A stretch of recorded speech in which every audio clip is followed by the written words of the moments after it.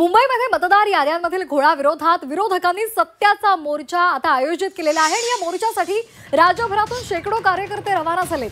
विरोधकांच्या सत्याच्या मोर्चासाठी नाशिकमधून मोठ्या संख्येने मनसैनिक हे मुंबईच्या दिशेने निघालेले आहेत आणि या मनसैनिकांशी संवाद साधलेला आहे आमचे प्रतिनिधी योगेश खरे यांनी। पाहूयात। मुंबईत होणाऱ्या सत्याच्या मोर्चासाठी आता नाशिकमधून मनसेची लोक निघालेली आहेत। सर्व कार्यकर्ते, पदाधिकारी आणि सर्व मुख्य जे काही नेते आहेत ते सुद्धा या ठिकाणी निघालेले आपल्याला दिसून येत आहेत। आपण बघतो हातात झेंडा आहे। एकूणच आपण आता निघालेला आहात, काय आपला अजेंडा आहे? नाशिकमधून सर्वात जास्त प्रमाणामध्ये मनसैनिक आज मुंबईला राजसाहेबांच्या आदेशानुसार निघालेले आहेत।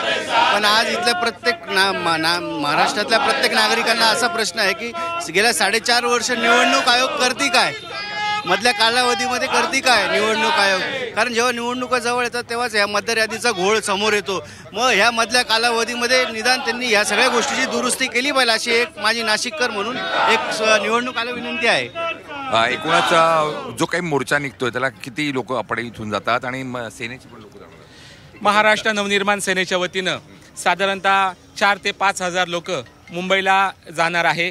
शहरातून आणि संपूर्ण जिल्ह्यातून, गावागावातून, तालुक्यातून महाराष्ट्र नवनिर्माण सेनेचे कार्यकर्ते स्वयंस्फूर्तीनं स्वतःच्या गाड्या करून मोर्चाला निघालेले आहेत।